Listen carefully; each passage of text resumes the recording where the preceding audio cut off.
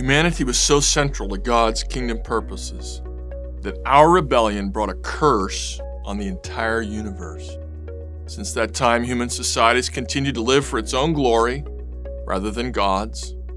We've treated each other with injustice and inequity, and we've constantly rebelled against God's will so that His kingdom on earth has failed to display His perfect glory as its benevolent King and Creator.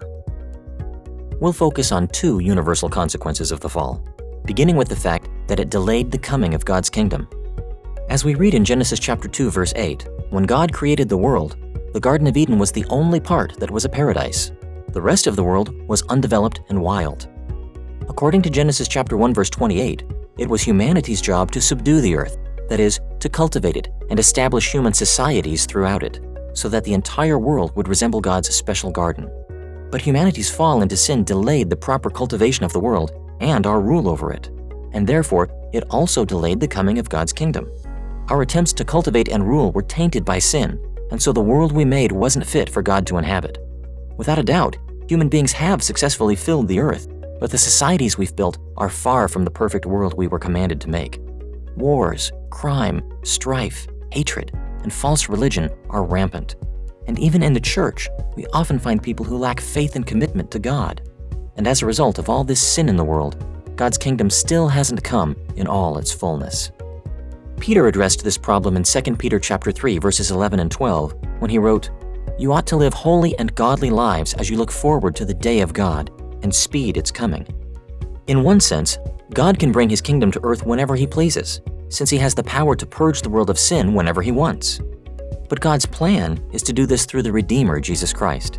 And in this passage, Peter taught that by fighting against the corruption in the world, we can actually begin to move creation toward its original goal and speed the day that God comes to dwell on the earth. The second universal consequence of the fall we'll mention is that all creation is now subject to futility. When pain and suffering entered human experience, the peace and productivity of the rest of creation was also disrupted. The ground was cursed so that it began to produce thorns and thistles, and the entire creation was troubled with chaos and corruption. In Romans chapter 8, verses 20 through 22, Paul described this curse by saying that the creation was subjected to frustration, that it's in bondage to decay, and that it's groaning as in the pains of childbirth. In other words, creation no longer produces the good things it was intended to produce, and it's no longer even capable of becoming the perfect world that God intended. A casual glance at the world around us confirms how true this is. Hurricanes ravage our coastlines. Earthquakes destroy cities and villages. Floods sometimes wash away whole villages. Insects, animals, and disease destroy crops. Sickness and injury cause suffering and death for millions. The effects of the fall are everywhere.